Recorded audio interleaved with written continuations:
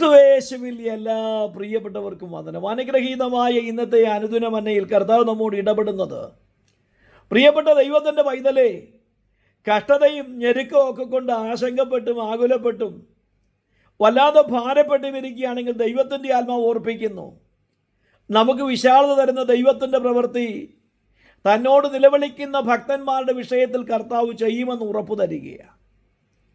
107 സങ്കീർത്തനത്തിൻ്റെ 6-ാമത്തെ തിരുവചനത്തിൽ അവർ തങ്ങളുടെ കഷ്ടതയിൽ യഹോവയോട് നിലവിളിച്ചു, അവൻ അവരെ അവരുടെ ഞെരുക്കങ്ങൾ വിടുവച്ചു.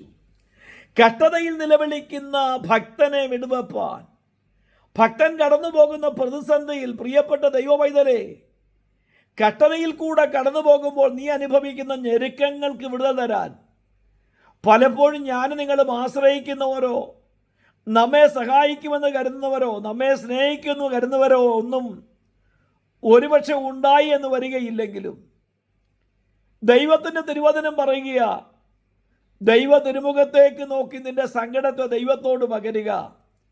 തക്ക സമയത്ത് നമ്മെ ഉയർത്തുന്ന ദൈവത്തിൻ്റെ പ്രവൃത്തിയുടെ കരം വെളിപ്പെടും.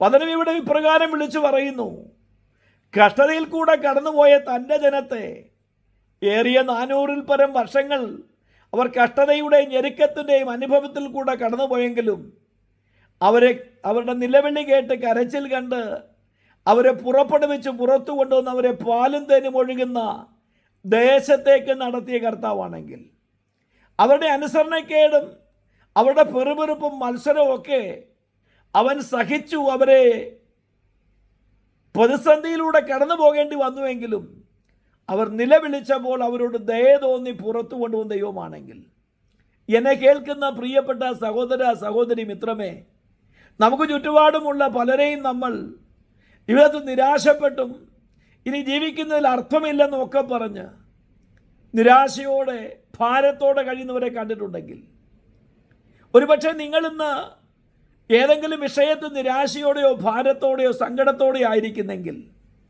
നിങ്ങളെ സഹായിപ്പാൻ ആരുമില്ലല്ലോ എന്നോർത്ത് ആകുലപ്പെടുകയാണെങ്കിൽ, കർത്താവിൻ്റെ തിരുവചനം ഇപ്രകാരം നമ്മെ ധൈര്യപ്പെടുത്തുകയാണ്, നമ്മുടെ കഷ്ടതയിൽ നാം ദൈവത്തോട് നിലവിളിക്കുന്നെങ്കിൽ കണക്ക് പറയാത്ത ദൈവത്തിൻ്റെ കരം, നമ്മുടെ ഉഴൽച്ചകളെ അറിയുന്ന, നമ്മുടെ പോരായ്മകളെ അറിയുന്ന കർത്താവിൻ്റെ കരം നമ്മെ രക്ഷിപ്പാനായി നമുക്ക് വേണ്ടി ഇറങ്ങി വരുമെന്ന് ഓർപ്പിക്കുമ്പോൾ, ആകുലതകളും ആശങ്കകളും ആവലാതികളും ഒക്കെ മാറ്റിവെച്ച് പുറകോട്ട് നിങ്ങളെ തള്ളിക്കളയുന്ന നിരാശയുടെ പടവിൽ നിന്ന് മുന്നോട്ട് കയറി പ്രത്യാശയിലേക്ക് അടുത്തു വരുന്നവരായി മാറുവാൻ, കർത്താവിനെ വിളിച്ചപേക്ഷിക്കുന്നവരായി മാറുവാൻ നിങ്ങൾക്ക് മാറുവാൻ കഴിയുമെങ്കിൽ അവൻ നിങ്ങളുടെ വിലാപത്തെ നൃത്തമാക്കും, നിങ്ങളുടെ രട്ടിനെ അഴിച്ച് സന്തോഷമൊടുപ്പിക്കും, നിങ്ങളെ അനുഗ്രഹിച്ച് അവൻ വലുതാക്കി നിങ്ങളുടെ പേര് വലുതാക്കും, നിങ്ങളൊരു അനുഗ്രഹമായി മാറുമെന്ന് ദൈവത്തിനുവചനം ഓർപ്പിക്കുമ്പോൾ,